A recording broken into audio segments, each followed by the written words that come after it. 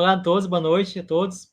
Bem-vindos ao programa Espiritismo na Prática. E hoje então, a gente vai falar sobre um tema que é muito interessante, que é oração e fé.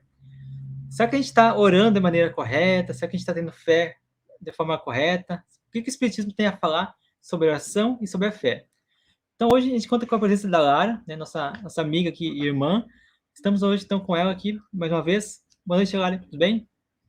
Boa noite, Jefferson. Tudo bem e você? Boa noite a todos que nos acompanham aqui no Espiritismo na Prática. É sempre uma alegria estar aqui, né? Boa noite. Lara, então a gente vai começar o nosso programa de hoje fazendo uma meditação, né? Será que a minha fé, a fé que eu tenho, será que ela é tão forte como uma rocha? Será que nada vai fazer com que essa fé diminua, que seja uma fé, talvez algumas vezes, né, mais leviana, né? Então a gente vai ver esse sentido hoje no programa aqui. E para a gente começar então, Lara, eu gostaria que você falasse um pouquinho sobre o que é oração. A nossa oração, ela pode ser, ela é válida sim ter fé, ou a fé é um atributo, é uma propriedade essencial na oração? Pois é, né, Jefferson? Esses dois temas, eu acho que eles são muito importantes, né, para todos nós. Mas antes da gente falar em oração, a gente precisa falar de fé, né? Porque a fé, como que você vai orar se você não sabe nem o que é fé, né? E vou te falar uma coisa, né, Jefferson, e todos que estão nos acompanhando aqui. Como é que a gente fala de fé nesses dias, né, que a gente está vivendo, né, essa balbúrdia aí no mundo, né? Parece que a sombra tem tomado conta das coisas, né? Grande parte daquilo que a gente vê, daquilo que a gente ouve, parece que está sempre remetendo à maldade, à indiferença, ao ódio, intolerância, divisionismo. Mas, gente, é porque os tempos são esses mesmo, né? Então, assim, Jesus nos exortou, né? Cuidado para a sua fé não esfriar, né? A gente tem que perseverar na fé. Mas o que é fé, né? Afinal de contas, o que é fé? A gente fala em fé, mas será que a gente sabe, como o Jefferson falou, realmente o que é fé? O termo fé, ele tem origem tanto grega quanto no latim, quanto também no hebraico. É interessante, né? Porque, olha, no grego é pistia. Pistia significa noção de acreditar. No latim é fides, que remete a uma atitude de fidelidade. E no hebraico é emuná, que é uma fidelidade com firmeza, com constância. E aí é que eu acho bacana, sabe por quê? Porque esse termo emuná, ele significa que é algo contínuo, né? Que você mantém continuamente de uma forma íntegra, de modo a não esmorecer em meio às adversidades que a gente passa. Olha que coisa bonita, isso é fé, gente, né? Então, fé, se você abrir lá o dicionário, fé é o quê? Crença, confiança, convicção íntima, é acreditar firmemente em qualquer coisa, porque a fé não tem relação exclusiva com a religião, né? Fé é você acreditar verdadeiramente em qualquer coisa, pode ser uma pessoa, pode ser uma ideologia, um objeto, um conjunto de regras, né? Um pensamento filosófico, o que for. Né? Eu costumo brincar assim: olha, você pode ter fé em Deus, você pode ter fé no Rambo, você pode ter fé nos ursinhos carinhosos, tanto faz, né? Para questão da etimologia ali da palavra, né? O que realmente interessa na questão da palavra fé é você acreditar, né? É a crença. Só que a fé, ela não enseja dúvidas nenhuma. Mas aí, como nós somos dotados de inteligência, aí a gente vai falar assim: ah, ok, mas eu vou acreditar no quê, né?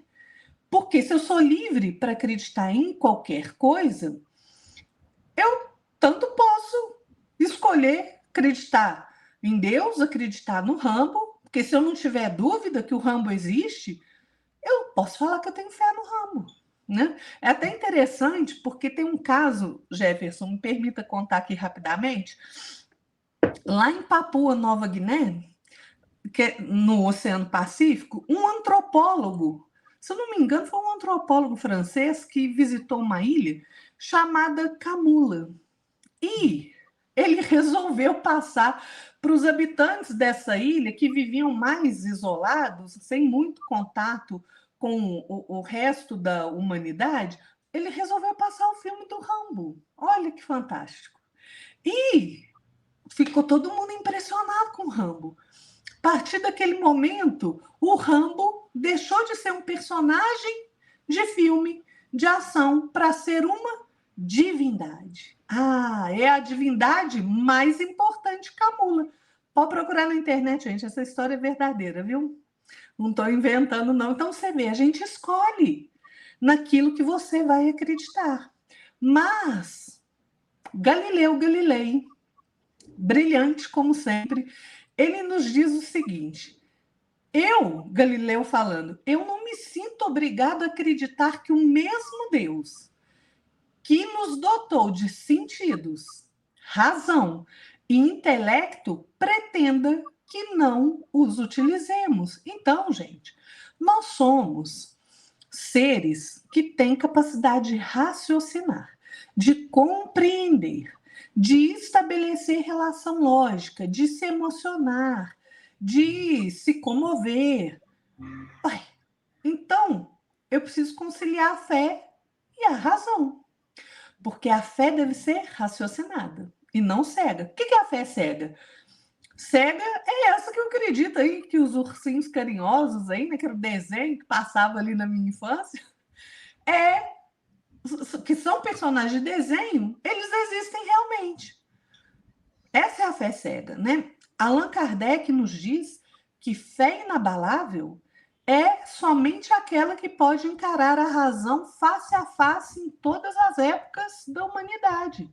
Então, a fé raciocinada é aquela em que, primeiro, eu exerço a capacidade de pensar, de refletir, para depois eu crer sem duvidar.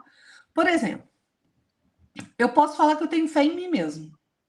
Eu posso ter fé no país, posso ter fé numa obra de caridade, posso, porque a fé não tem exclusivamente a ver com religião. Mas então, qual é a fé no sentido espiritual?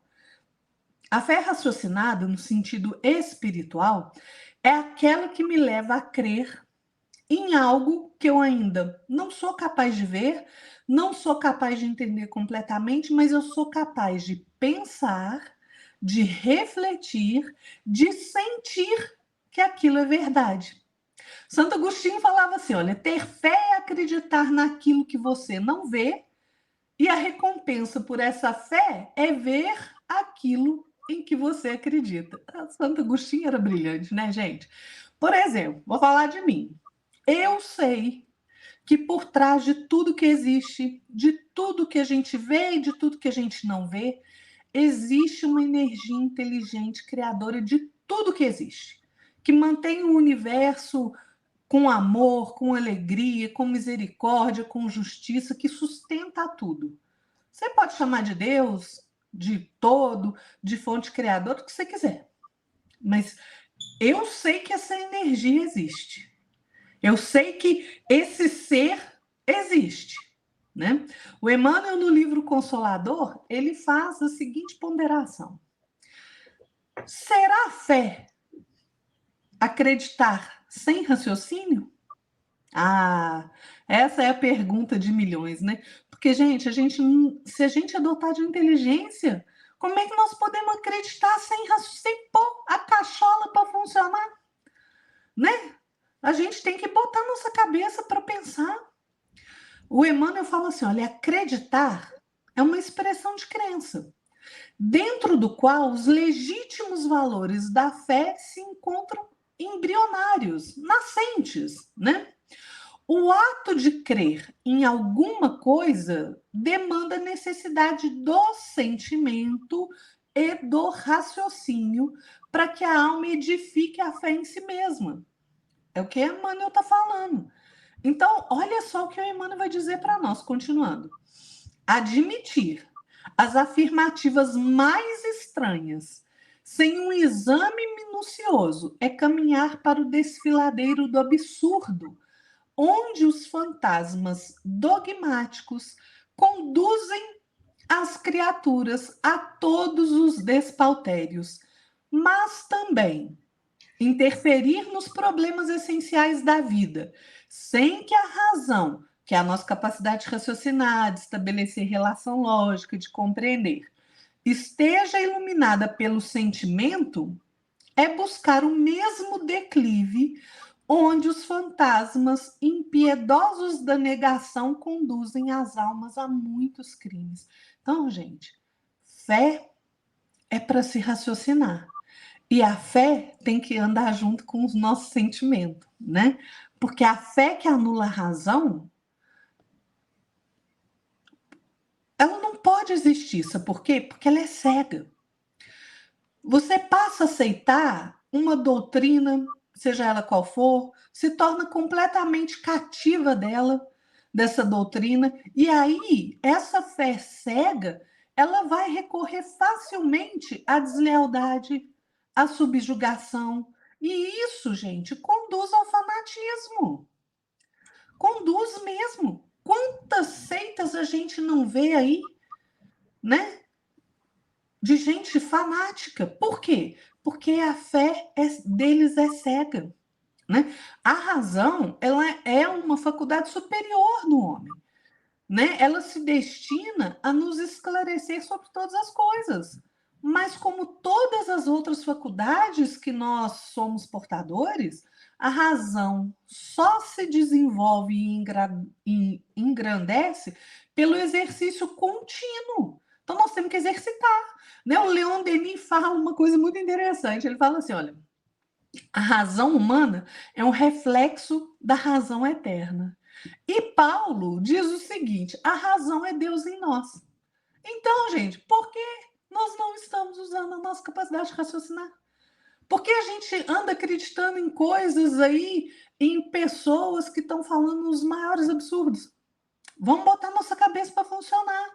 Porque querer substituir a fé pela razão ou a razão pela fé é ignorar completamente que essas duas coisas são solidárias e são inseparáveis. Fé e razão são inseparáveis. Fé é a mãe dos sentimentos nobres, gente, dos grandes feitos.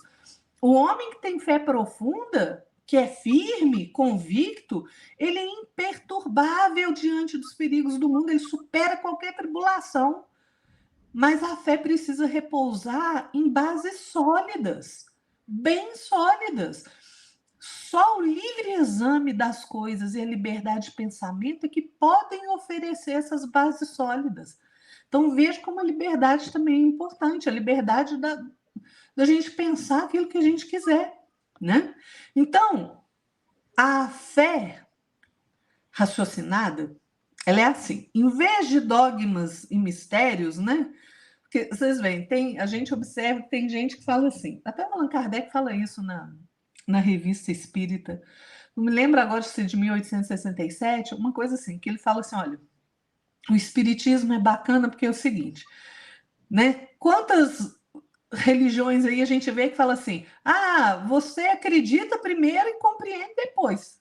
Se você conseguir compreender, né, que são os mistérios insondáveis do universo.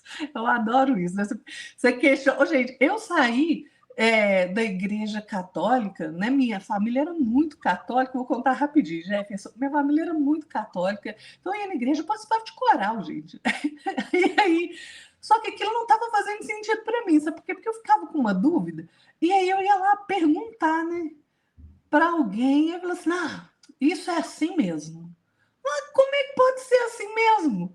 Não, tem que ter uma explicação para isso. E aí, quando eu tinha 12 anos, meu tio me deu o livro Pão Nosso. Gente, aquilo foi um divisor de água na minha vida com 12 anos, porque as coisas passaram a fazer sentido para mim. Né? Eu sempre tive uma ligação muito forte com a espiritualidade, com Jesus principalmente. Então, assim, aquilo foi realmente um divisor de água, sabe? Então, assim, ao invés de você ter os mistérios insondáveis, né? A fé raciocinada, ela reconhece os princípios decorrentes da observação direta, do estudo das leis naturais. Esse é o caráter da fé espírita. Porque a filosofia dos espíritos, gente, ela oferece uma fé racional. E por ser racional, ela é tão robusta Então, o conhecimento do mundo invisível, a confiança numa lei superior de justiça, de progresso, fazem com que essa fé tenha um caráter de calma e de segurança. Só para terminar meu raciocínio aqui, né, que eu já falei muito, gente, o espírita é muito engraçado, né? Espírita é um ser muito louco, eu falo, porque o espírita ele conhece e compreende, ou pelo menos deveria, né, conhecer e compreender que a causa dos males que ele enfrenta, ele sabe que o sofrimento pelo qual ele está momentaneamente passando é legítimo. É colheita da própria semeadura que ele fez ao longo do tempo.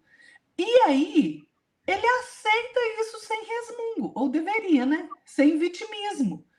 Ele sabe, o espírita, que a morte não aniquila nada, que os sentimentos, que os afetos, eles perduram além da vida, além do túmulo.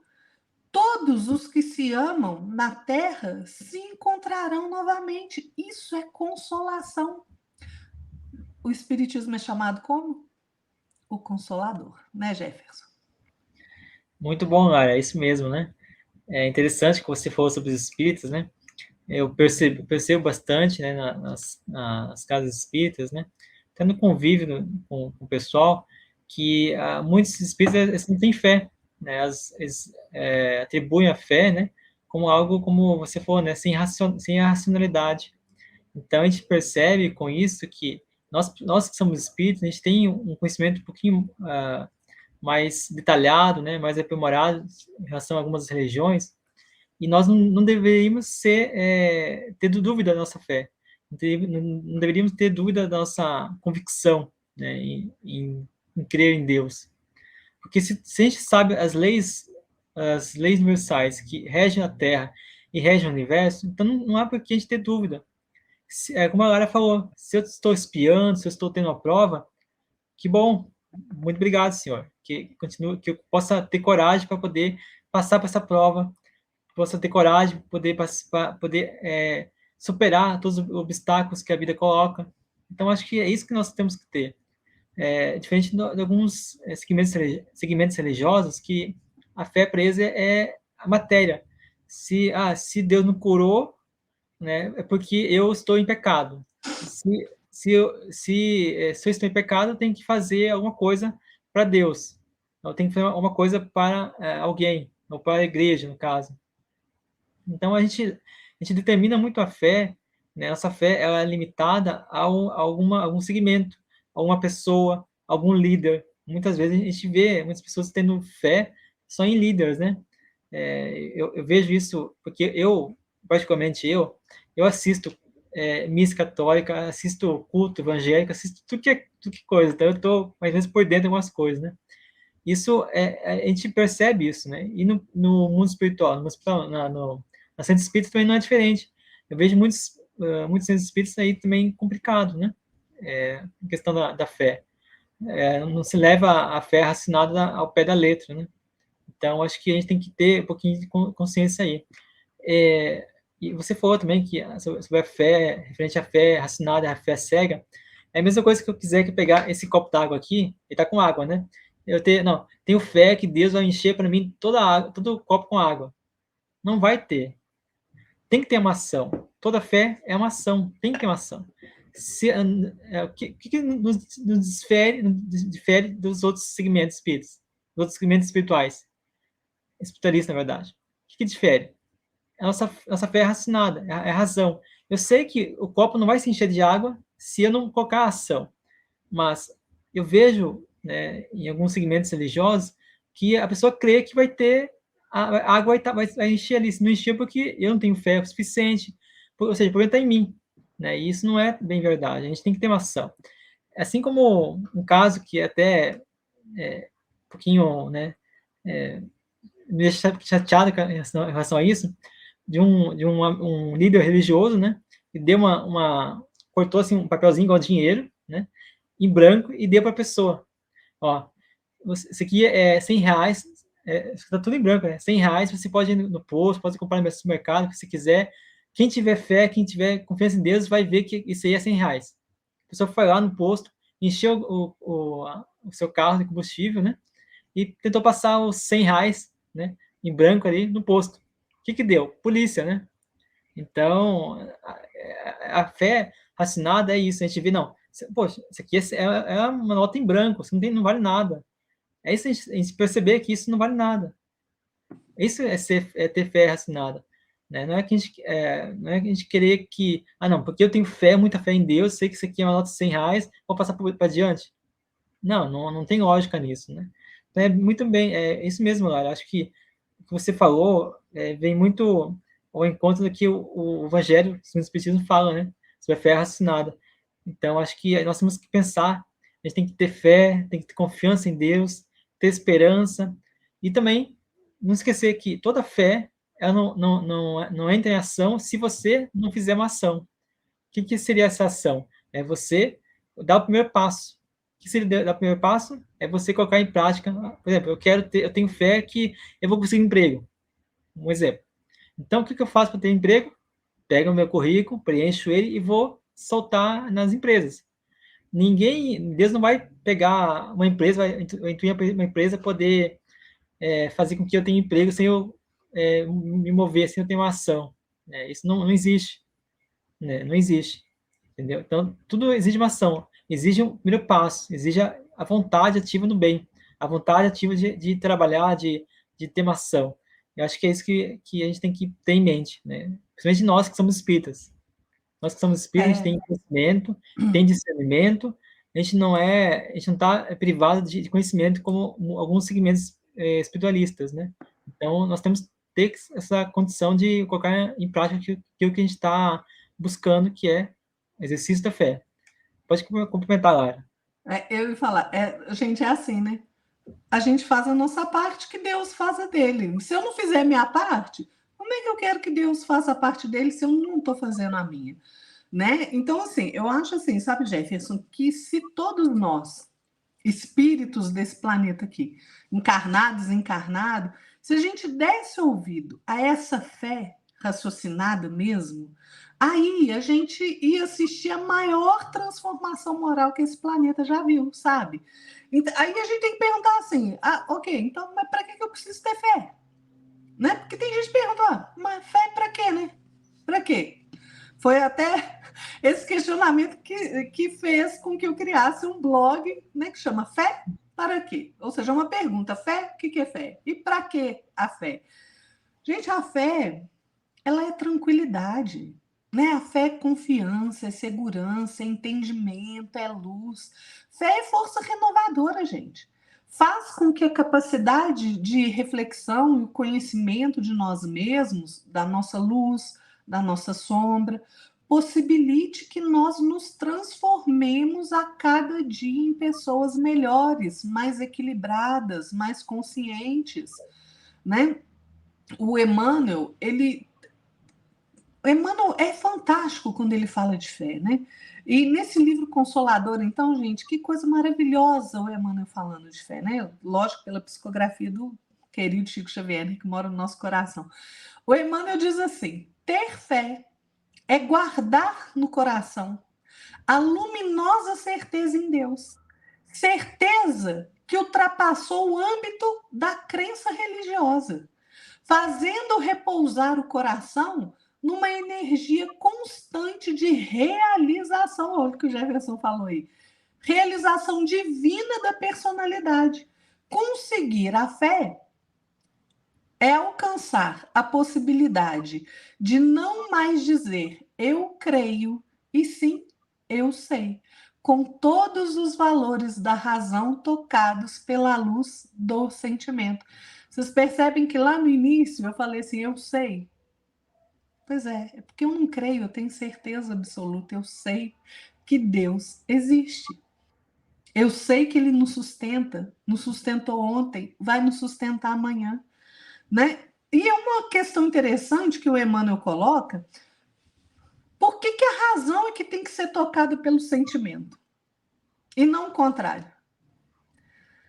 Gente, cérebro é a representação da razão. Coração é representação do sentimento, não é assim que a gente representa? Cérebro, razão, coração, sentimento? Vamos partir do princípio que tudo é energia, porque tudo é energia. Tem um conceito na física de eletromagnetismo, principalmente na física quântica, né? Que o eletromagnetismo é o que se emana, é o que você atrai para você. E que está completamente de acordo com o que André Luiz ensina e com o que Emmanuel também nos ensina, né? Ou seja, se eu emano um pensamento de raiva, eu recebo de volta um pensamento de raiva. Se eu emano amor, eu recebo amor, né? Então vamos lá, olha. O coração é o centro eletromagnético do corpo físico. Isso a ciência já estabeleceu, né? Eles descobriram que o coração ele emana 5.000 vezes mais eletromagnetismo que o cérebro. E o coração também emana 6 vezes mais eletricidade do que o cérebro. Olha que coisa bacana. O Instituto Coração do Colorado, só fazendo uma parte aqui rapidinho, Jefferson, ele estuda há mais de 30 anos a relação entre o aspecto biológico e energético ligado ao coração, né? Coração e cérebro. E eles desenvolveram algumas pesquisas que indicam que dentro do nosso coração tem como se tivesse ali um pequeno cérebro, né? Um sistema nervoso independente. Tem cerca de 40.000 neurônios. Esse complexo neuronal ele é gerador de uma inteligência própria, diferenciada, né, que processa informação e que também envia sinal para o nosso sistema límbico cerebral, né? O sistema límbico cerebral ele é responsável pelo processamento das emoções. Então, olha que interessante. E também ele envia sinais para o neocórtex, né? A parte onde acontecem os pensamentos no nosso cérebro. Então, isso quer dizer, gente, que tem um fluxo constante de troca de informação entre o cérebro e o coração, né? De um para o outro constantemente. Cérebro, coração, coração, cérebro. Só que, na realidade, o que eles descobriram? A troca de informação do coração para o cérebro é bem maior. Quem que faz a troca de informação no nosso corpo? É o neurônio, através de um impulso nervoso. Né? O impulso nervoso, gente, são sinais elétricos, né? E o que eles diziam? Olha só, o coração está relacionado a processos energéticos. Energia e informação. Vamos guardar isso, energia e informação. Então, toda energia transmite informação. Se o coração inteligente, né? Esse cérebro que eles descobriram aqui, né? Como se fosse um cérebro no nosso coração. Ele é o grande segredo de todas as tradições espirituais. Estar em sintonia com essa vibração harmônica do nosso coração faz com que a gente seja mais cooperativo, mais criativo, mais aberto ao entendimento das coisas e menos agressivo e menos competitiva. Nessa essa competição acirrada que é até desleal, né? Não é no sentido de cooperar, né? Só competir mesmo. Então, gente, a amplitude, terminando essa parte aqui, a amplitude do campo eletromagnético do coração também significa que o nosso campo eletromagnético, como ele transmite energia, ele está em conexão frequente com o campo eletromagnético de outras pessoas. Emmanuel fala isso. André Luiz fala isso. Olha só que coisa maravilhosa, gente. Por que a gente não se debruça, os cientistas brasileiros não se debruçam na obra do Chico Xavier?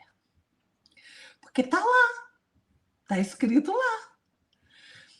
Então, olha só, um campo eletromagnético, ele é energia, então ele contém informação.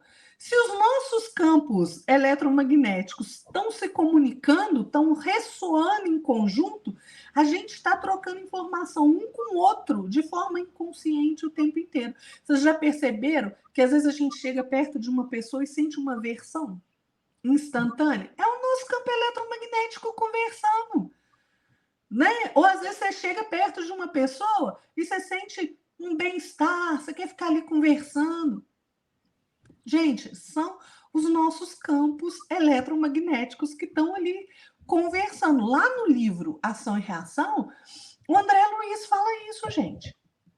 Ele fala sobre a questão do pensamento e da fixação mental de uma forma muito interessante. Porque ele fala assim, olha, nessa parte do livro, ele tem um colega ali de jornada com ele, ali, de jornada de aprendizado, né, que é o Silas. E o Silas fala assim, André Luiz, deixa eu te falar uma coisa, a gente está muito longe de conhecer todo o poder criador e aglutinante encerrado no pensamento. Puro e simples. Né? Aí vocês imaginam. A velocidade do pensamento, o Silas falando, a velocidade do pensamento é superior à velocidade da luz, que é 300 mil quilômetros. Né? Então, imagine o pensamento que é força viva e atuante, cuja velocidade supera a da luz. Então, o pensamento que nós emitimos, ele volta inevitavelmente para nós. Né? E só que esse pensamento que a gente emite, gente, ele nos compele a viver nessa onda mental. Por isso que a gente tem que vigiar o nosso pensamento. Pensamento e fé tem tudo a ver, viu, gente? Espera que eu vou chegar lá. O que acontece? Eu sou compelida a viver nessa onda mental que parte de mim. Então, se eu sou uma pessoa sempre para baixo, com ódio de tudo, com raiva, né, fico querendo vingança, desforra, eu vou viver nessa onda mental, eu vou estar sempre assim. Agora, se eu sou uma pessoa que pratica o bem, que pensa o bem, que quer ver o outro feliz, vive nessa sintonia de querer aprender mais, de amor, é isso que é nessa onda mental que eu vou viver. Só que, olha só, o que acontece? Cada pensamento que eu emito, ele vai achar outros pensamentos iguaizinhos. Então, é assim, se eu emitir um pensamento de raiva, ele vai ali achar outros pensamentos de raiva. Só que ele vai voltar para mim. Não vai? Vai, é inevitável. Só que ele não volta sozinho, não. Ele volta cheio de coleguinha. Então, olha a onda mental que eu sou obrigada a viver. Não só na minha raiva, mas alimentada pelos outros pensamentos de raiva. Gente, onde eu coloco o meu foco de pensamento é ali que eu vivo. Onde o meu foco mental está, é onde eu vivo. Porque a minha onda mental, ela volta para mim reanimada, intensificada por aqueles elementos que se harmonizam com ela. Aí, vou falar para você o que tem tudo a ver. Vocês imaginam, no nosso atual estágio evolutivo, né? Que, por exemplo, depois da gente saber dessa força eletromagnética aí, que o nosso coração, né, é 5.000 vezes maior que o nosso cérebro, aí você pensa o seguinte, imagine se fosse o contrário. Né? Se o nosso cérebro tivesse essa força eletromagnética tão gigantesca. No nosso estágio evolutivo, nós não temos, graças a Deus. Sabe por quê? Porque você leva uma fechada no trânsito, aí você vira para aquela criatura que te fechou, quase te fez bater, você fala, vá na paz de Jesus, que Jesus abençoe seu dia, vá ser feliz. Mas não é isso que a gente fala, né, gente? Aí você pensa, nós não temos disciplina mental, né? Nós não somos disciplinados. Nós somos tomados por arroubos o tempo inteiro. A gente não consegue botar o nosso pensamento ali disciplinado. Você tem ideia? Se o nosso cérebro tivesse esse poder eletromagnético, o mal que você causaria ao outro com o seu pensamento? Gente, a gente tem que estudar. A gente tem que estudar. Aí nós vamos entender por que o Emmanuel coloca que a razão é que tem que ser tocada pelo sentimento. Qual sentimento? De amor, de alegria, de paz, de justiça. Por quê? Porque a razão é fria. Razão é lógica. Então é ela que precisa ser tocada pelo calor do sentimento, como amor, como caridade, como alegria, paz. Então, vocês entendem? E com isso é que a fé vai se fortalecer. Porque a fé, gente, também não pode se estagnar, não, né? Em circunstância nenhuma. Né? A gente tem que escutar Jesus e não deixar nossa fé esfriar diante das dificuldades, porque a fé precisa trabalhar sempre. Ela intensifica a amplitude da nossa iluminação. Lembram que Tiago, está lá em Tiago 2:26, se eu não me engano. Assim como o corpo sem espírito é morto, a fé sem obras é morta. É o que o Jefferson falou. Fé demanda ação. É por isso que nós precisamos servir ao próximo, praticar o bem, trabalhar pelo próprio bem, pelo bem de todos, estudar sempre, buscar nosso aprimoramento pessoal, emocional, intelectivo, espiritual. Gente, vou falar para vocês uma coisa: feliz é aquele que crê, sabe, vê e caminha firme. Porque a fé passa por esse estágio. Você crê e depois você sabe. Aí você tem a certeza absoluta. Se você tem a certeza absoluta, se você sabe daquilo, você vê e caminha com firmeza. Nada te abala, porque a fé verdadeira, profunda, inabalável, ela nos habilita a superar os maiores obstáculos, gente, qualquer que seja ele. É nesse sentido que a fé transporta montanhas. Jesus não disse: se vocês têm ali a fé de um tamanhozinho de um grão de mostarda, você fala para essa montanha, vai de lá para cá, e ela vai. Será que a montanha vai sair fisicamente daqui para lá? Não, gente. Se eu tenho uma fé inabalável, eu enfrento o problema e supero o problema. É isso que Jesus disse. Está lá em Mateus 17. Porque a fé que vocês têm é pequena. Eu asseguro que se vocês tiverem fé do tamanho de um grão de mostarda, poderão dizer a esse monte, vai daqui para lá e ele irá. Nada será impossível para vocês. A fé que transporta montanhas quer dizer que você supera qualquer desafio. Você supera qualquer dificuldade se você tiver fé. Madre Teresa de Calcutá falava que nós não sabemos amar ainda. Isso ela falava. O homem ainda não sabe amar. Mas, se a gente tiver fé, que é uma das forças mais potentes do universo, a gente começa a caminhar no bem. A gente precisa sair dessa infância espiritual, gente. Amadurecer, se fortalecer, se disciplinar. Disciplinar a nossa capacidade de pensar para que a gente possa se elevar pelos bons sentimentos. Então, olha, qualquer que seja o problema que você estiver passando, tenha fé. Acredite, tenha certeza que você vai superá-lo. Todos nós somos capazes de aprender com as nossas dores e superar os desafios, gente. A fé é uma força descomunal quando você descobre ela dentro de você, porque ela te impulsiona para frente. Ela faz com que você tenha chão para caminhar, mesmo nos momentos mais escuros. Fé, gente, é força e luz. Eu costumo falar assim, sabe, Jefferson? Quando a nossa fé, for maior que o nosso medo, aí a gente começa a nossa jornada para a verdadeira liberdade. Muito bem, Lara. Isso mesmo, né? Essa fé que Jesus fala, né? Que tem que transportar com grande montanha, com grande mostarda, a gente transporta uma montanha de lá para cá. Isso é nada mais que uma fé inabalável, né? É a fé que a gente tem, a gente tem certeza que a gente vai conseguir superar os obstáculos, independente das dificuldades que a gente tenha, as problemáticas que a gente tem que enfrentar. É a confiança em Deus, é a nossa fidelidade para com o Pai. Né? Então, acho que isso que é muito, muito importante, que nós tenhamos isso em mente. Porque a fé inabalável é aquela fé que você sente no corpo, no espírito, na alma, né, na mente, e você consegue transpor qualquer obstáculo, independente se vai dar certo ou não, você vai conseguir. Você vai conseguir caminhar, vai conseguir ter uma direção, um objetivo, um foco, aonde você alcança aquele objetivo, depende se vai conseguir 100% da objetivo ou não, mas você vai, através da sua ação, através do seu sentimento, da sua confiança em Deus, você vai seguir o caminho. Então é isso que nós temos que ter em mente, porque não adianta a gente ter uma fé não raciocinada, uma fé que ela treme nas bases, se a gente encontra um problema, porque é normal do ser humano a gente ter medo, como a Lara falou. A gente tem medo, todos nós temos medo. Eu não conheço alguém que não tenha medo. Ele pode não dizer que não tenho medo, mas por dentro ele está sentindo medo.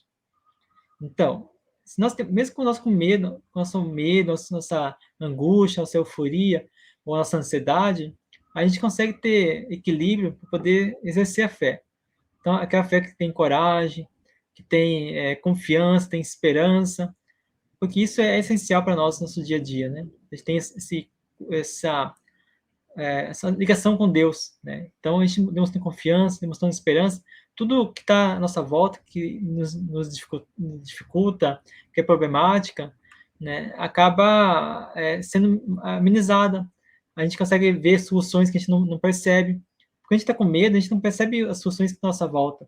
E às vezes o plano espiritual ele consegue te intuir, né, como você está ali equilibrado, está focado, não, tenho fé, vou conseguir meu trabalho, vou vencer essa fase ruim da minha vida, eu vou conseguir.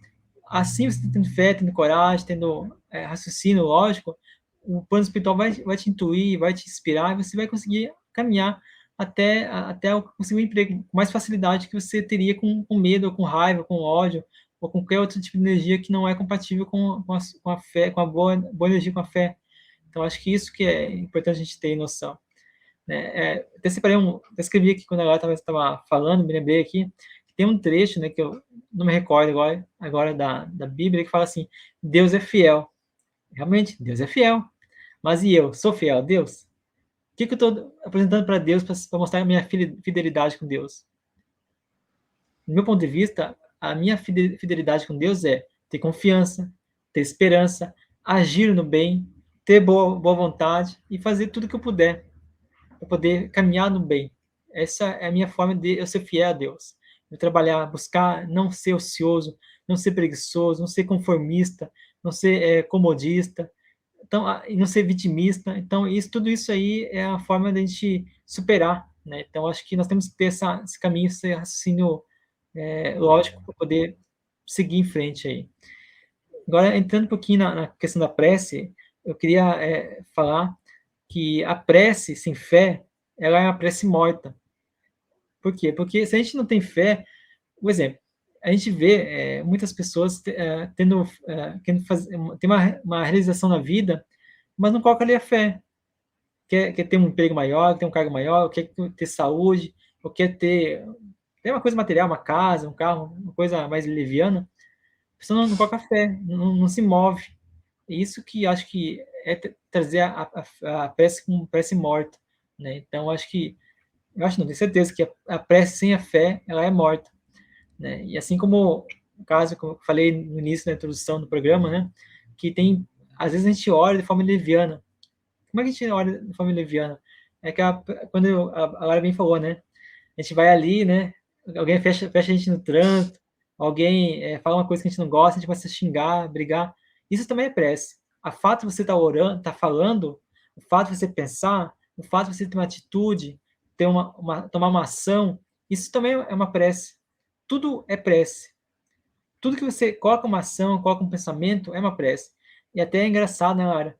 Porque a gente podia falar aqui horas e horas, né? Porque tudo vai se correlacionando, né? Tudo se une, né? A prece, a fé, o pensamento, né? As leis naturais. Então, tudo isso é uma coisa que vai aglutinando, assim, né? Vai se agrupando, né? Vai formando, né, um conceito de espiritualidade. Acho que isso é muito interessante. Então, olha, se você puder falar um pouquinho sobre a prece agora, como é que faz, quais são os atributos da prece, isso é interessante. Isso que você falou é interessante, Jefferson, porque, gente, tudo é interligado, não existe nada ao acaso. Né? A sabedoria de Deus é perfeita, então tudo está interligado, tudo tem uma ligação, uma coisa com a outra. Então, não existe acaso, gente, né?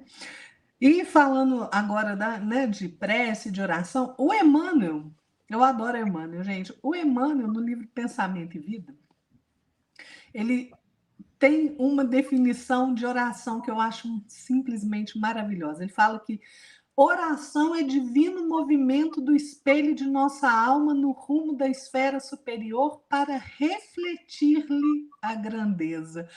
Gente, isso é maravilhoso, né? Por quê? Porque isso é um apelo vivo do espírito às potências celestes, ao mais alto. E não interessa se ela vai ser realizada verbalmente, silenciosamente, no pensamento, na intimidade do seu ser, em forma de vibração. Não interessa, gente. Não interessa. É prece, é oração. Né? O Emmanuel fala assim: olha, imagina um abismo muito profundo, muito escuro, em que a luz do sol não chega lá no fundo. Aquele fundo é escuridão. Aí você imagina a face de um espelho voltada para o sol, desviando a luz do sol em direção ao fundo do abismo. Essa é a função da prece, gente. Buscar o amor divino para concentrar esse amor, essa claridade sobre os vales da ignorância e do sofrimento. Isso é oração. Oração é você levar a luz onde há escuridão. É você levar entendimento onde há ignorância. É você levar amparo onde há sofrimento. Né? Nesses vales de miséria, de ódio, que ainda tem no mundo, gente. E se estendem dentro de cada um de nós. Né? Oração é ação. É a ação que movimenta os recursos superiores em nosso favor. Em favor daquele por quem nós oramos. Porque orar pelos outros, gente, é fundamental. Nós orarmos uns pelos outros, né? Porque quando a gente ora, a gente estabelece a mais profunda conexão com as forças superiores da vida. Né?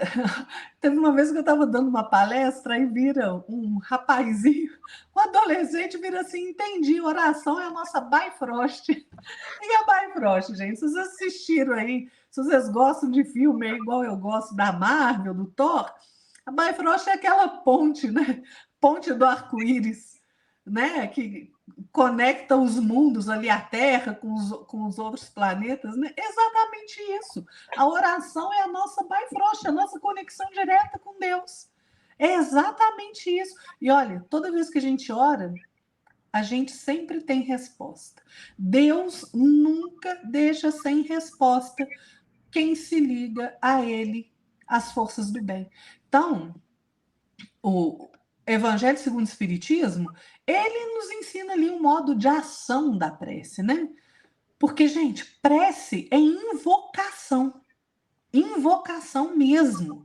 Através da prece, você se coloca em comunicação mental com outro ser para quem você está dirigindo aquela prece. Né? Não interessa para quem. Então, a prece é uma invocação. Está lá no Evangelho segundo o Espiritismo. Então, gente, o que é a prece? É uma transmissão do pensamento. Seja quando esse ser a quem a gente se dirige vem ao nosso apelo, ou seja, quando o nosso pensamento o alcança. Isso cria uma corrente mental fluídica de um para o outro. Então, se eu oro para Jesus, meu pensamento vai até ele, ele escuta o apelo. Nós nunca ficamos desamparados, gente. E às vezes o que acontece? Às vezes a gente está numa situação tão difícil, né, que a gente está tão ali absorvido pela dificuldade da vida que a gente esquece de orar, né? Gente, se você esquecer de orar, pede socorro a Deus, nem que seja assim: Senhor, me ajuda aqui que o negócio ficou feio. Vem, ajuda vem, gente. Ajuda vem de qualquer forma. Se você se ligou, até por pensamento ao Pai, a ajuda vem. Sempre vem. E essa energia dessa corrente fluídica que se estabelece, ela é tanto maior quanto maior é o vigor do meu pensamento e da minha vontade. É por isso que a fé é importante na oração, porque se você tem a certeza absoluta que você está em comunicação com o Criador, para quem se dirige sua prece, Jesus, os espíritos superiores, quando eu ponho a minha vontade nisso, a minha fé, gente, é impressionante como a oração funciona. A oração é ferramenta que nos equilibra na hora. Percebam, você está em casa aí, brigou com o marido, aquela discussão danada, não sei o quê, ou você está com um problema: meu Deus, tem boleto para pagar amanhã, como é que eu vou fazer? E você fica naquele desequilíbrio. faça uma oração. Imediatamente você se reequilibra. É impressionante. Baixa uma serenidade em você, porque você se ligou mais alto. É impressionante como a oração é uma ferramenta poderosa que a gente não sabe utilizar. Para quem acha aí que a prece isso é coisa mística, misticismo, isso não adianta nada. Gente, a prece, ela tem ação direta, efetiva. Só que não adianta você ficar rezando aí, Senhor, eu quero ganhar na Mega Sena, Senhor, eu quero um carro novo. Gente, a prece é sempre subordinada à vontade de Deus. Né? Senhor, vou sair de carro aqui, não deixa eu cair numa blitz, não. Gente, que coisa mais sem sentido. Vamos lembrar que a gente precisa ter fé raciocinada. Não é assim que funciona. Né? A oração é uma ferramenta de apoio espiritual. Você está passando um momento de desequilíbrio, você está passando um momento de enfermidade, você vai receber o apoio. Mas Deus não vai te falar os números da Mega Sena, não, gente. Sinto muito. Isso aí não funciona, não, né? Então, é pela prece que nós chamamos o auxílio dos bons espíritos. E eles vêm nos sustentar, então, nas nossas boas resoluções. Eles vêm nos inspirar bons pensamentos. Né? Essa atitude dos espíritos para conosco, gente, nos dá força moral necessária para que nós mesmos possamos vencer as dificuldades, tá vendo? Essa é a função da prece. Não é você pedir dinheiro a Deus que você está passando um momento difícil, não. É você vai ter a força moral, o esclarecimento necessário para você mesmo, que se meteu na situação difícil, achar uma saída para ela, né? Porque, gente, a gente na grande maioria das vezes, vamos falar aqui do dinheiro. A grande maioria das vezes, a gente entra em situações financeiras desastrosas por nossa culpa, pela nossa invigilância, o nosso modo de mal agir com o dinheiro. Né? E aí depois a gente quer que Deus salve a gente, né? Faça a gente ganhar na loteria. Não é assim. Né? Quando a função da oração é trazer inspiração para que você possa conseguir sair daquela situação.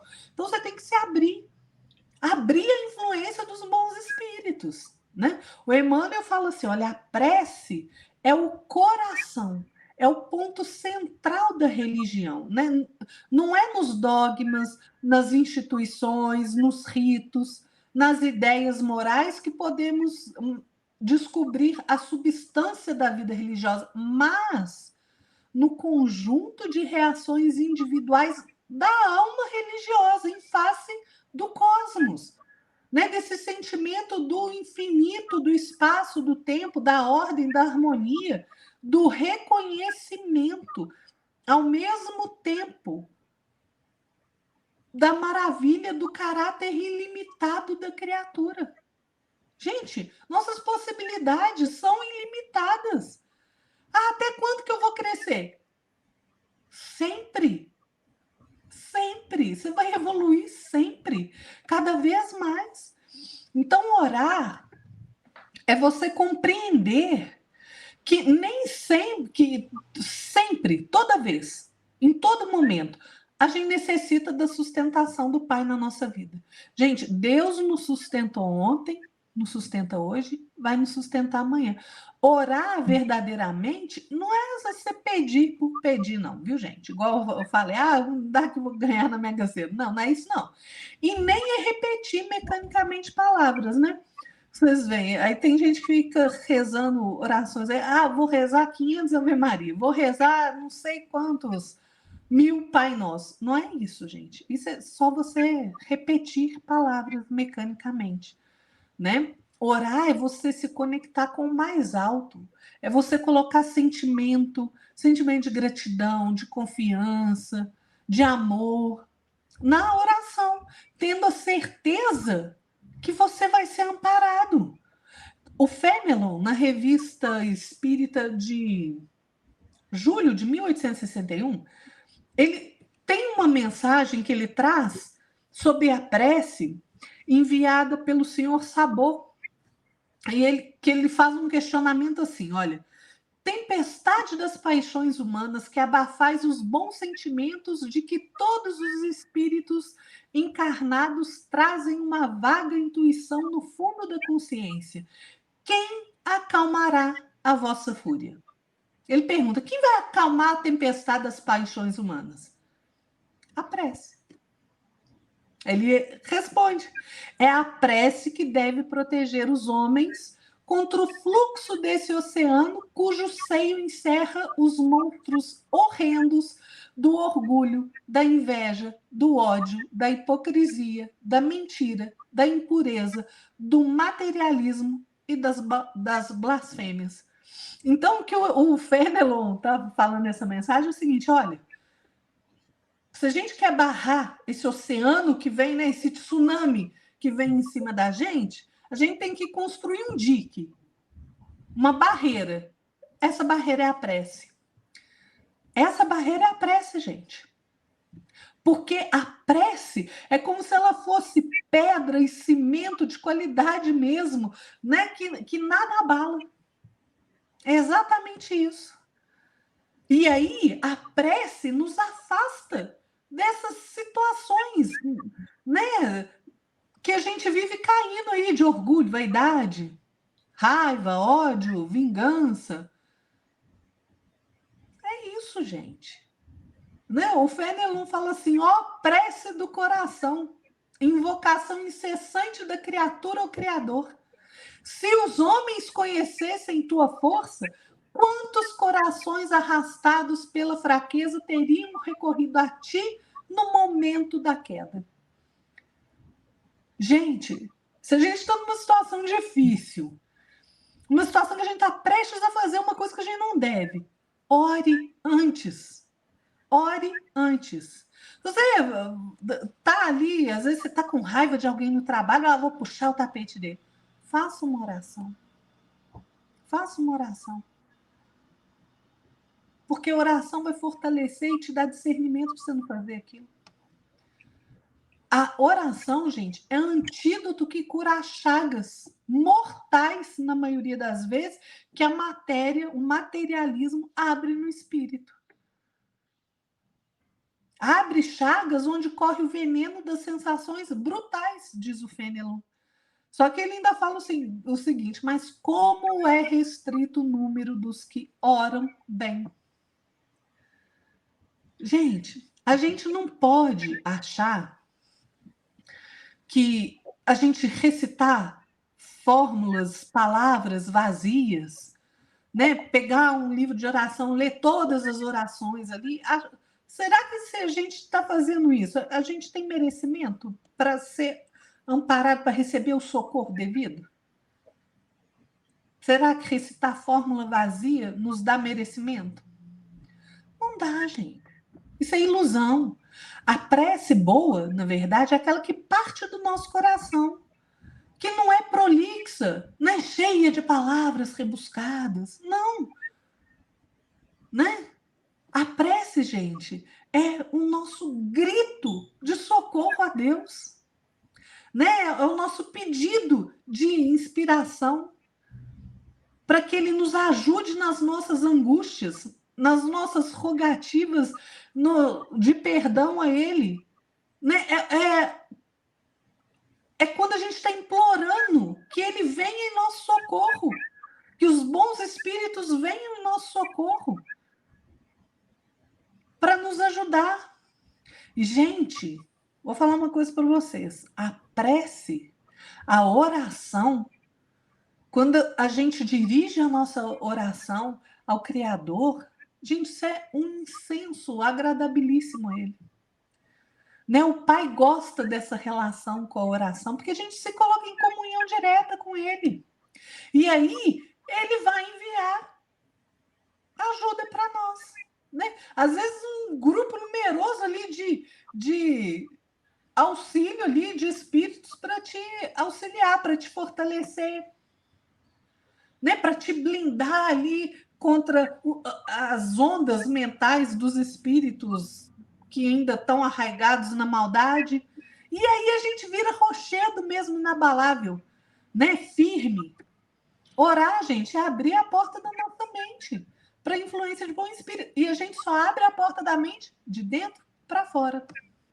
Ninguém abre a porta da nossa mente, só nós, de dentro para fora, né? Então, se você está aflito, se você está angustiado, se você está triste, eleva o seu pensamento ao Pai. Aquele que criou tudo que existe, gente. E aí a gente é, sim, invadido por uma sensação de calma, de leveza, de mais equilíbrio, de paz. O Santo Agostinho falava assim, olha, a prece é o orvalho divino que destrói o maior calor das paixões. Filha primogênita da fé. Por isso é que eu falei que a gente tem que falar de fé primeiro. A prece nos conduz ao caminho que leva a Deus. Gente, nós temos que ter o hábito de orar, né? Tanto é assim que o espírito Amaral Ornelas, no livro Instruções Psicofônicas, ele tem um soneto belíssimo sobre a oração. Eu vou pedir licença ao Jefferson só para eu ler esse soneto, gente, porque ele é de uma beleza, assim, maravilhosa. O Amaral Ornelas fala assim, esse livro, gente, é Psicografia do Chico, tá? Instruções Psicofônicas. O Amaral Ornelas diz assim, sobre a oração, né? O título é A Oração. A princípio, é um rumor do coração que clama, asa leve a ruflar da alma que anseia e chora. Depois, é como um círio hesitante da aurora, convertendo-se após em resplendente chama. Ei-la, então, a vibrar como estrela sonora. É a prece a refulgir por milagrosa flama. Glória de quem confia e poder de quem ama. Por mensagem solar cindindo os céus afora, depois outro clarão do além desce e fulgura. É resposta divina aos rogos da criatura, trazendo paz e amor em fúlgidos rastilhos. Irmão, guardai na prece o altar do templo vosso. Através da oração, nós bradamos, Pai Nosso. E através dessa luz, Deus responde, meus filhos. Gente, é belíssimo esse soneto, né? A gente fica até emocionado porque realmente é lindo. E a prece é exatamente isso. Ela leva a nossa mente a um estado vibratório mais elevado. Coloca o nosso coração em contato com o divino, né? Então, ó, forma da prece não é nada. O pensamento, o sentimento que nós temos é o que importa. Muito bom, Lara. Muito bom mesmo o soneto, né? Muito bonito, bem elucidativo, né? Depois eu dar uma pesquisada, uma estudadinha no soneto, porque ele tem muita mensagem, muitas frases, muitos trechos aí, bem bacana para poder meditar, né? Show de bola. Então, Lara, em relação à oração, eu até gosto de falar assim o seguinte, que a oração, se a gente pegar a palavra oração e dividir no meio, fica então, oração. Né? Então, ou seja, o que é oração? Oração é a combinação da palavra orar mais ação. Então, oração. Ou seja, oração sem ação não é oração viva, né? Interessante. E eu queria fazer uma colocação aqui, referente à pergunta 659 do Livro dos Espíritos, que fala o seguinte: a prece é um ato de adoração. Orar a Deus é pensar nele, se aproximar dele e colocar-se em comunicação com ele. Pela prece, pode-se propor três coisas: louvar, pedir, agradecer.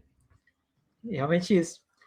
A prece ela tem esse caráter, né, de a gente poder fazer um peditório, né, pedir por uma coisa. A gente pode louvar a Deus, agradecendo a Deus, né, uma coisa uma bênção que ele colocou em nossas vidas.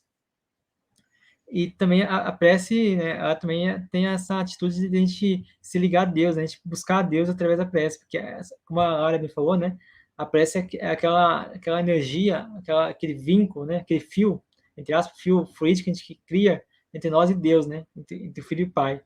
E isso eu acho muito interessante, até porque a prece, ela tem esse caráter mais de a gente sintonizar, né, de buscar nos levar como espíritos buscando a Deus, né? Então, isso é uma coisa que eu acho muito, muito gratificante, porque nós temos essa potencialidade, coisa que nos reinos mais inferiores não tem, né? Então, nós temos essa potencialidade, nós temos esse atributo, essa propriedade que está no nosso dispor, está no nosso alcance, né? A gente consegue, então, colocar, através da prece, aquilo que nós queremos falar com Deus. Pode ser um problema que a gente quer repartir, a gente quer compartilhar, porque às vezes a gente quer conversar com Deus, né? E a gente a gente tem que ter aquela intimidade do Pai. Passando por dificuldade X, Y, Z, se puder, me ajuda a ter coragem, ajuda a encontrar uma solução para aquilo, né, aquele problema. Ou, Deus, obrigado por ter me ajudado, por ter abençoado, por ter me protegido na rua hoje, porque eu saí, fui, passei por uma tribulação, um momento difícil. Então, isso é a gente buscar a Deus através da oração, a gente se conectar, a gente conversar com Deus. Então, como a Lara bem falou, né, a oração, ela não é algo que você tem que estender, 10 minutos de oração, não. Oração é uma conversa entre você, uma conversa íntima entre você e o Pai. Como é que você conversa com o Pai? Você conversa aquilo que você quer falar com o Pai, aquilo que você conversaria consigo mesmo, né? Então, acho que você colocando o seu pensamento, a sua vontade, o seu ser interior, dedicando uma conversação íntima com o Pai, entre só você e Ele, você está conversando com Deus e Deus vai te responder. Pode ser no mesmo momento, pode ser um pouquinho depois, tudo depende daquilo que você está conversando com Ele, né? Então, como diz aqui o Mensageiros, né, no capítulo Efeitos da Oração, fala o seguinte: não há prece sem resposta, e a oração é a filha do amor. Não é apenas súplica e comunhão entre Criador e a criatura, constituindo assim o mais poderoso influxo magnético que conhecemos. Bacana isso, acho muito, muito, muito bom. E como aí tem a Mateus 6, né? Capítulo 6, Mateus fala o seguinte: e quando orares, não sejam como os hipócritas, pois se comprazem em orar em pé nas sinagogas, ou seja, querem aparecer, querem fazer as orações para poder bonito, as orações rebuscadas, poder parecer que é um orador, que é um líder religioso, não precisa disso. Você pode conversar se você não tem palavras rebuscadas, não precisa falar ser prolixo, como a Lara falou, né? Seja simples, fale com suas palavras, não precisa estar criando palavras bonitas para agradar a Deus, né? Para serem vistos pelos homens. Em verdade vos digo, que já receberam o seu galardão. Aí no versículo 6, fala o seguinte, para nós: mas tu, quando orares, entra no teu aposento e, fechando a tua porta, ora ao teu pai que está em secreto. E teu pai que vem em secreto te recompensará publicamente. Ou seja, a gente precisa falar para todo mundo que qual a nossa oração, que a gente está pedindo para Deus. Não. A conversa com Deus, a oração, a prece, é entre nós e Deus, não com os outros. Né? A gente não tem que compartilhar com os outros que a gente está orando, porque é uma conversa íntima entre você e Deus. Aí continua Jesus. E orando, não useis de vãs repetições, como os gentios, que pensam que por muito falarem serão ouvidos. E o versículo 8 fala o seguinte: não vos assemelheis, pois, a eles, porque vosso Pai sabe que vos é necessário, antes de vos lhe pedirde. Então, realmente, Deus sabe o que a gente quer, Deus sabe o que a gente precisa, mas a gente precisa também criar aquele elo de ação. Se a gente não der o primeiro passo, Deus não vai conseguir nos retribuir, porque a gente precisa equilibrar a nossa mente, buscar a sintonia entre nós, filho, né, a criatura, com o Pai. Então, é essencial que nós façamos essa conexão. Por isso que a oração é tão importante, porque além de você colocar à disposição de Deus, né, para receber uma graça ou para poder agradecer a Ele, você consegue então dispor, né, dessa ligação e consegue também, por um momento, ou por um momento mais curto, um momento mais amplo, você consegue tirar do seu foco as coisas que são inúteis, coisas, por exemplo, preocupações, dificuldades. Então, isso também é uma forma de você meditar, vamos dizer assim, né? Uma coisa que eu acho interessante é quando a gente faz uma oração para uma pessoa que é adversário nosso ou inimigo da gente, se você tem algum inimigo no seu emprego, no seu trabalho, na sua escola, na sua família, seja onde for, faça um teste. Faça um teste durante 2 semanas. É um desafio que eu faço para você. Faça o seguinte: ore para essa pessoa, mas com amor, com carinho, com paixão, né, com sentimento de querer ajudar aquela pessoa. Esqueça tudo que ela falou, tudo que ela fez com você. Ore por ela.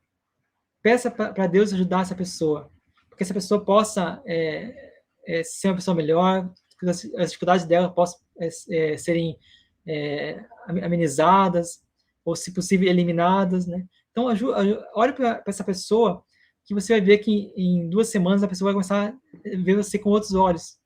Eu já fiz isso na prática, e por isso que nosso programa é expertise na prática, né? A gente tem que colocar em prática, né? Eu fiz isso na prática e funciona. Funciona. Em 2 semanas aí, a pessoa que tinha dificuldade, não tinha muita simpatia, a gente começou a criar um elo de amizade, um elo de mais afinidade, sintonia. Então, aí eu pude conhecer aquela pessoa melhor, pude entender por que ela era rude, porque ela era arrogante, porque ela destratava as pessoas. Então, a gente vai fazendo esse teste aí, você vai ver que é muito legal, muito bacana. Então, Ara, se você quiser falar um pouquinho mais sobre prece, seria interessante você falar sobre, também, se possível, né, sobre o evangelho no lar também. Acho que seria interessante a possibilidade da prece na evangelho do lar. Você disse coisas interessantes, Jefferson, porque é exatamente isso. A gente tem que orar, gente, de acordo com a nossa convicção, né? Com o modo que nos toca a alma.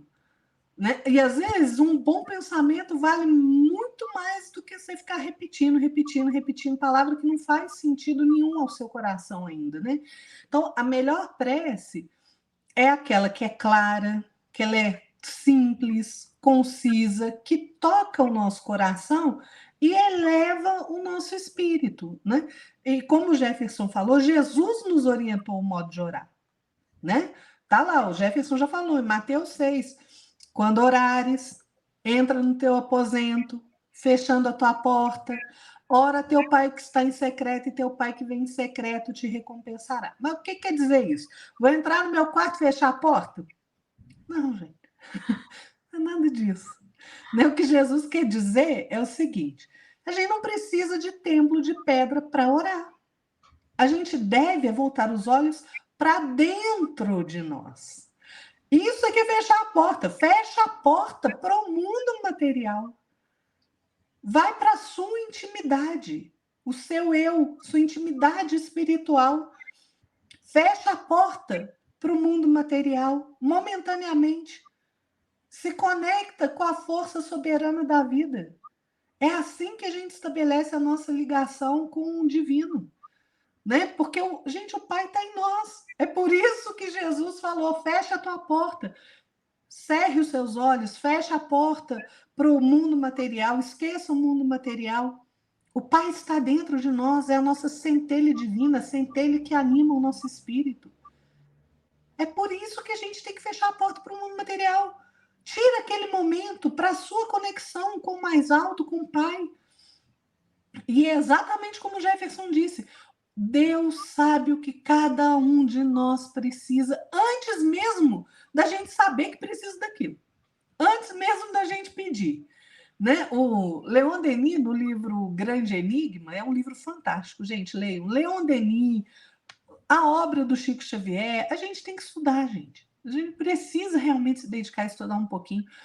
O Leon Denis, maravilhoso, né? Eu acho que não tem nenhuma vez que eu não cito o Leon Denis, mas esse livro Grande Enigma é simplesmente maravilhoso. E o Leon Denis fala assim, olha: e esse grande ser absoluto, eterno, que conhece as nossas necessidades, ouve o nosso apelo, nossas preces, que é sensível às nossas dores, é qual imenso foco em que todos os seres, pela comunhão do pensamento e do sentimento, vão aurir as forças, buscar socorro, inspirações necessárias para se guiar na senda do destino, né? Para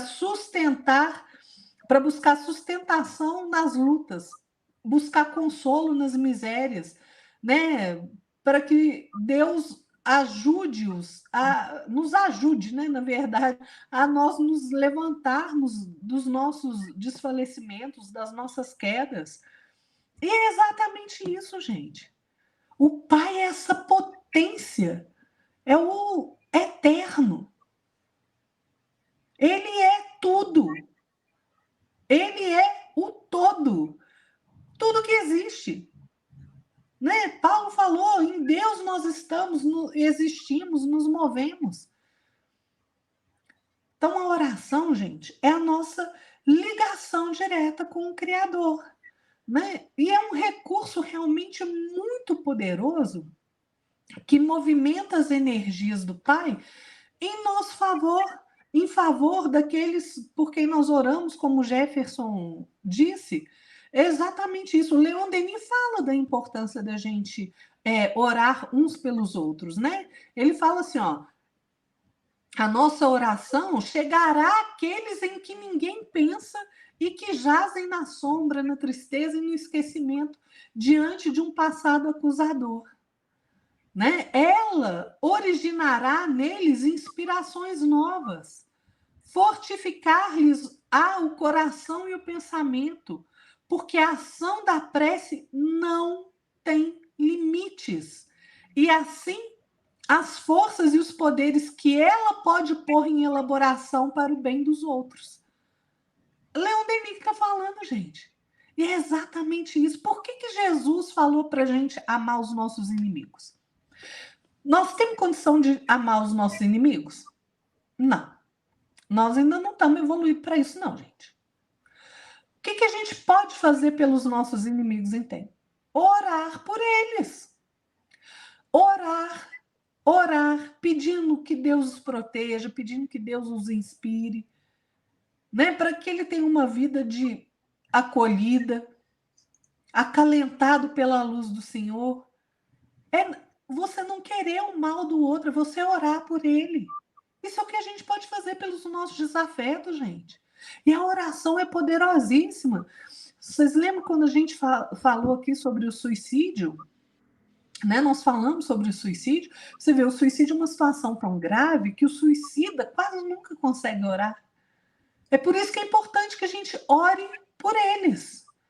Porque a nossa oração vai chegar até eles. Vai chegar. O suicida, ele fica com aquele monoideísmo vivenciando ali o momento do suicídio. A nossa oração começa a trazer conforto para ele, alívio. Então, gente, nós temos que fazer isso. Né? Jesus nos ensinou a mais bela oração. Eu sei que o nosso tempo está curto, Jefferson, mas Jesus, gente, nos ensinou a mais bela oração que a gente pode fazer simples, curtinha, e que diz tudo. Pai nosso que estás no céu, santificado seja o teu nome, venha a nós o teu reino, seja feita a tua vontade, assim na terra como no céu. Dá-nos hoje o nosso pão de cada dia. Perdoa as nossas dívidas, assim como perdoamos aos nossos devedores. Não nos deixe cair em tentação, mas livra-nos do mal, porque teu é o reino, o poder e a glória para sempre. Amém. Essa oração é belíssima, gente.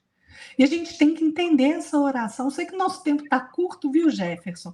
Depois nós vamos trazer, gente, destrinchando o Pai Nosso, porque é uma oração que, assim, belíssima. A gente tem que estudar o Pai Nosso.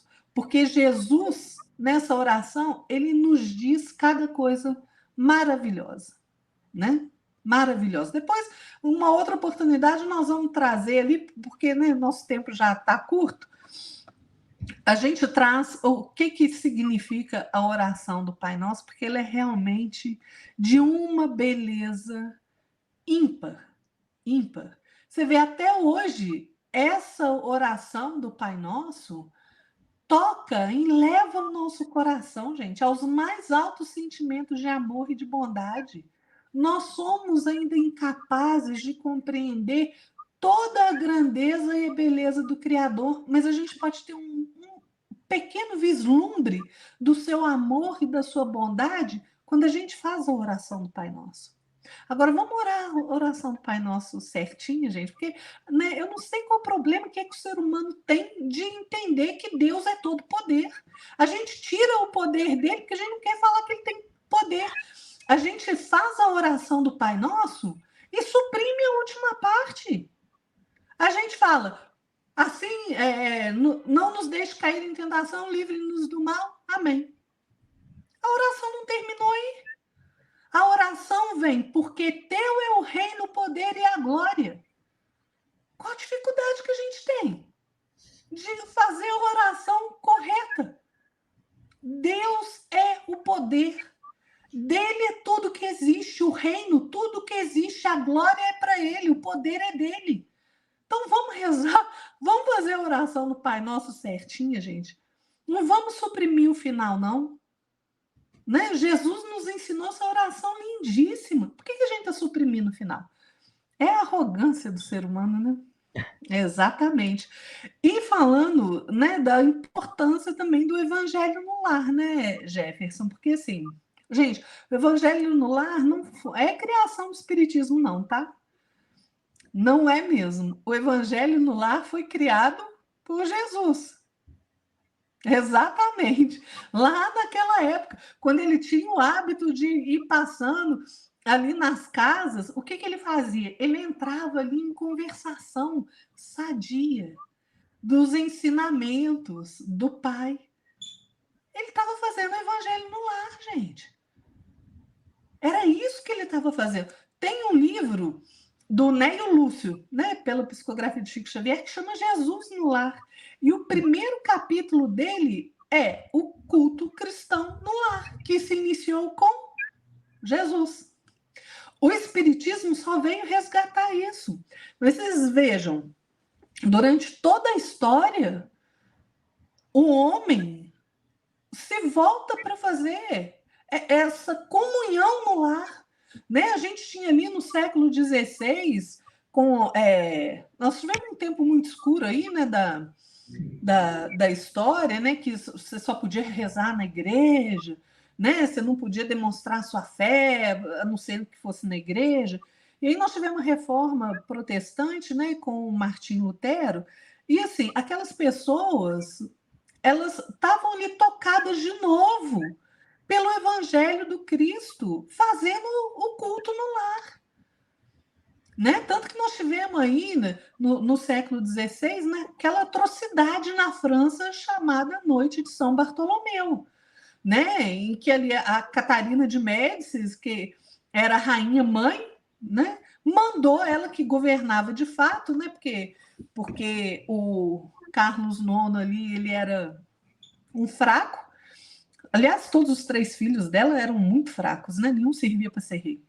Aí o que acontece? Ela mandava em tudo. E ela ordenou que matassem todos aqueles que estavam voltados ali para essa reforma, né? Que eles chamavam ali de huguenotes. E, gente, isso foi uma atrocidade, mas eles faziam o culto no lar.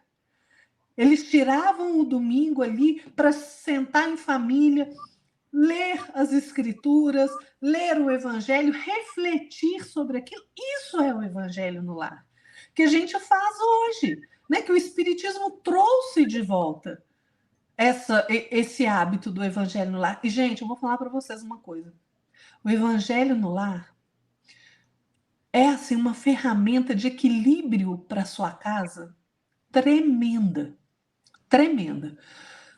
Escolhe um dia junto com a sua família. Se você mora sozinho, faça sozinho.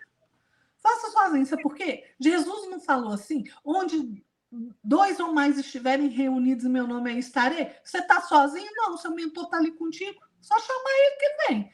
Vamos lá, mentor, agora é hora do evangelho lá. Vem cá. Se você está sozinho, faz assim.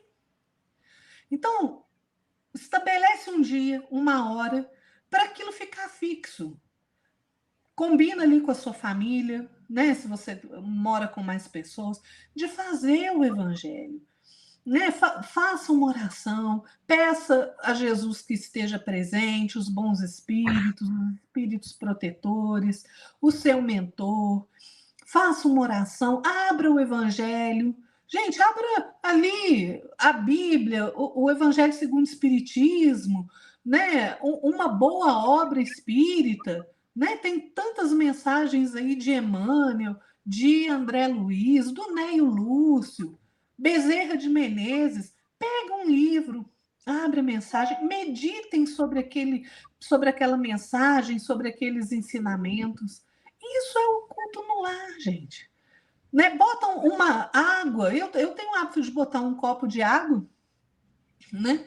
E põe um copo d'água, pede os bons espíritos que estão ali para poder fluidificar aquela água, para botar energia boa naquela água. Gente, vou falar para vocês, desde que eu comecei a fazer o evangelho no lar, é assim, é impressionante até como a sua vizinhança se equilibra.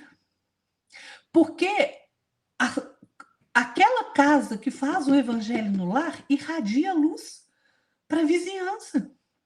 Aí vocês imaginam, se cada casa fizesse o evangelho no lar. Que coisa maravilhosa que seria.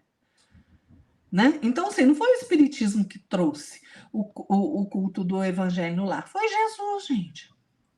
Jesus falava que o lar é o berço doméstico, a primeira escola, o primeiro templo da alma. Né? A nossa casa é que é exportadora de caracteres para a vida comum, né? Do caráter, do bom caráter. É isso. Então, tenha o hábito, experimente fazer o evangelho no lar. Você vai ver a diferença que vai ser na sua casa. Às vezes você está ali com um problema com o filho, passando uma dificuldade de alguma maneira, você vai ver como as coisas começam a entrar no prumo. É impressionante. É impressionante, porque realmente funciona. Convida a família. Às vezes você está sozinho, convida um vizinho que te dá abertura para fazer o evangelho. Eu tenho uma vizinha que vem fazer comigo o evangelho. Ela mora sozinha, ela vem fazer comigo e com meu marido. A gente faz. E é tão engraçado, gente, que desde que a gente começou a fazer o evangelho no lar aqui em casa, eu tenho um cachorrinho. E é impressionante como ele sabe, ele sente a energia mudando na casa. Ele para do nosso lado e fica ali quietinho escutando. Eu até coloco um copinho com água para fluidificar para ele. Aí eu falo assim para ele: a gente, né? A gente às vezes trata o nosso animalzinho, a gente sente tanto amor por ele que a gente às vezes até trata ele como se fosse gente, né? Eu falo: Thorzinho, a água do Papai do Céu. Ele vai lá e toma. Ele fica esperando para tomar a aguinha dele. É impressionante, gente. Muda a dinâmica na sua casa. Se você está em conflito de relacionamento com a mãe, com o irmão, com o marido, seja lá quem for, você vai ver como que melhora. É impressionante. Tenha o hábito de fazer o evangelho no lar.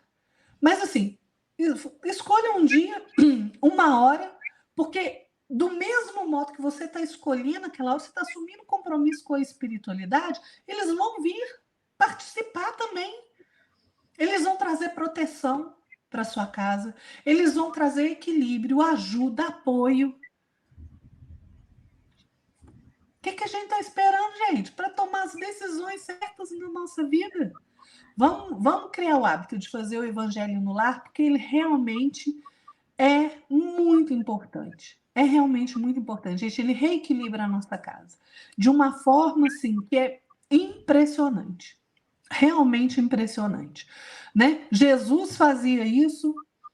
Vamos fazer isso também. Vamos nos reunir, pegar um texto, refletir sobre ele. E é um momento, gente, que você está com a sua família, que você está com quem você gosta, né? São seus afetos. Aproveita esse momento, né? É realmente muito bom, né, Jefferson? Exatamente, olha, muito bom mesmo. Tanto é que o Evangelho no Lar, né? Ele te dá, além de conhecimento, você poder interagir com as pessoas, né, com seus familiares, você consegue também conversar, né, de uma boa, porque é uma energia boa, você vai estar sendo inspirado, você está sendo instruído também, né?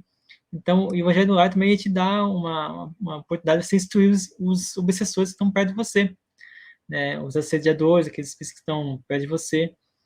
E também, ele também pode ajudar você a blindar a sua casa, né?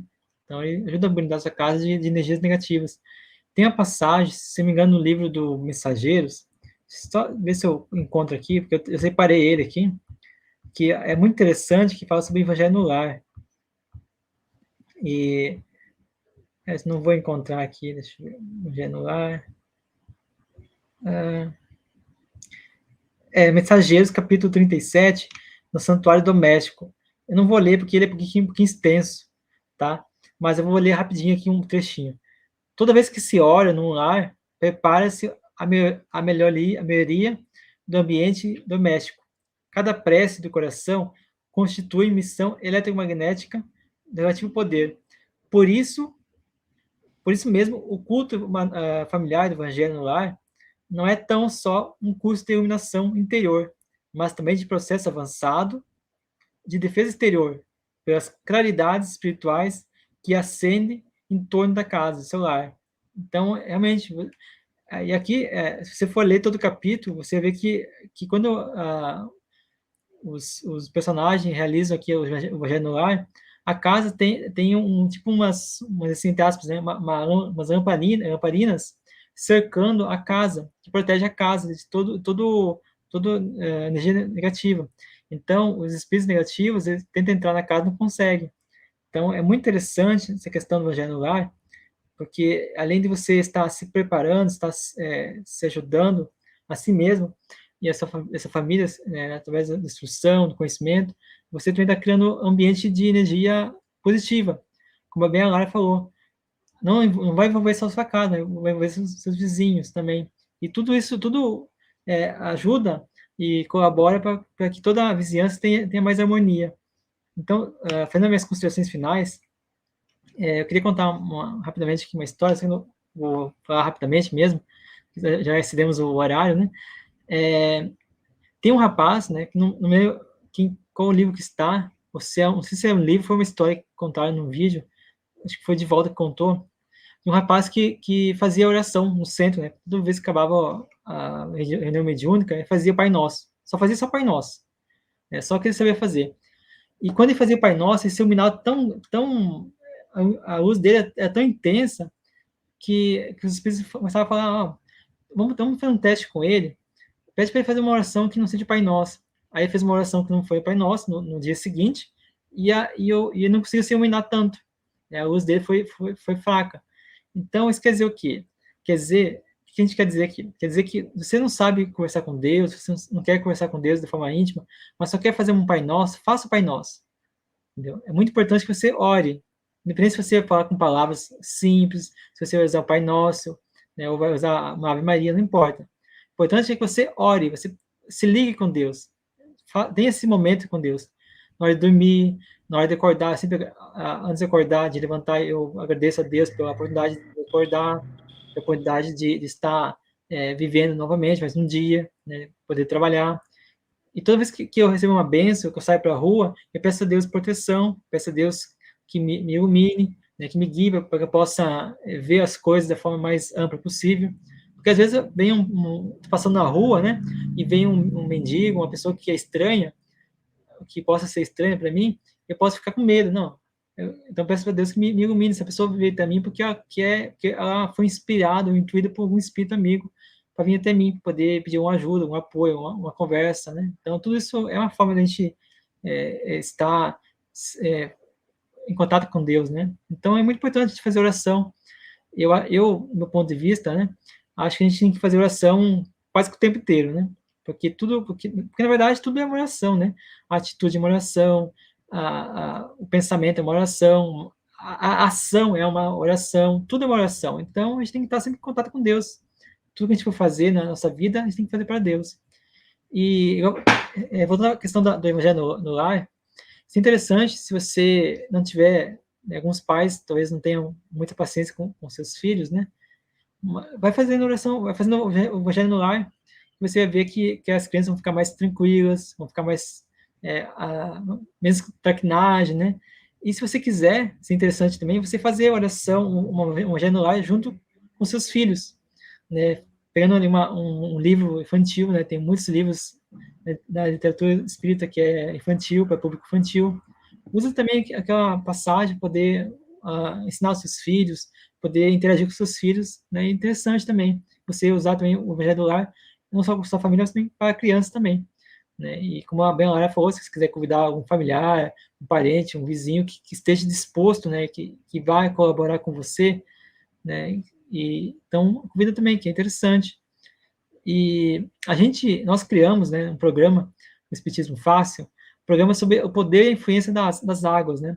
Então, ali a gente vai explicar um pouquinho como funciona a questão da fluidificação das águas. É muito importante deixar aqui no card, aqui em cima, se você poder assistir depois que acabar esse programa, você pode estar assistindo. Tá? Que é muito interessante esse programa que a gente fez no quarta passada. Tá bom, pessoal? Então, Lara, eu peço que você faça as suas considerações finais, para a gente poder encerrar o programa de hoje. É que nós já extrapolamos, né, Jefferson? Mas é porque é um assunto de. A gente pode ficar aqui falando até amanhã, gente, que tem assunto. E se você ainda não acredita no poder da oração, eu vou te contar uma coisa. A ciência, até pouco tempo atrás, acreditava que os neurônios não se reproduziam, né? Que se você perdeu um neurônio ali, se ele morreu, tá morto, não tinha regeneração, não tinha reprodução. Há pouco tempo, a revista Nature Medicine publicou um artigo de uma pesquisa que foi feita provando que o neurônio se reproduz. Mas ele precisa de estímulo para se reproduzir, né? Qual que é o estímulo que a gente dá para reproduzir os neurônios? Né? Você tem que estimular o lobo frontal. Como que você estimula ele? Pela oração. Isso é fantástico, gente. É a ciência dizendo que quando você faz oração, você está estimulando o lobo frontal e ele vai, então, produzir, os neurônios vão se reproduzir. Gente, é fantástico. Então, se não quer, ainda tem dúvida, acredita na ciência. A oração é ferramenta poderosa que influi até mesmo no nosso corpo físico. Acredite nisso, né? O Espírito Sheila, pela psicografia do Chico Xavier, no livro, esqueci o nome do livro agora, gente. Acho que é Luz Acima, não. Acho que é Luz no Lar. Se eu não me engano, é Luz no Lar. Ela tem uma frase ótima que ela diz o seguinte: que a gente precisa aprender a sustentar na nossa casa a chama da esperança, estudando o Evangelho, a revelação divina, praticando a fraternidade, crescendo no amor, na sabedoria, porque, gente, é igual o Espírito Sheila fala. Jesus disse: onde estiverem 2 ou 3 corações reunidos em meu nome, aí eu também estarei. E por que ele vai estar com a gente? Porque ele vai estar nos amparando para a nossa ascensão ao mais alto, à luz celestial, hoje, amanhã e sempre. Tenhamos fé, gente. E criemos o hábito de orar, porque é muito importante. Muito bom, Lara, muito bem. Só queria falar rapidamente aqui que nós temos aqui ainda muito nosso roteiro que a gente não conseguiu estender todo o roteiro, porque é muito assunto, muito tema, né? Se você tem uma noção, tem mais de 10 páginas só de trechos de livros que a gente não abordou aqui, né? Então é muita coisa mesmo. Possivelmente a gente vai fazer um outro programa futuramente sobre esse tema, né? Que é muito interessante. Tanto é que a gente queria falar também sobre a prece refratada, mas a gente vai deixar para uma outra oportunidade, que agora já foi o tempo, né? Então, pessoal, gostaria de agradecer a todos pela presença, pela companhia, tá?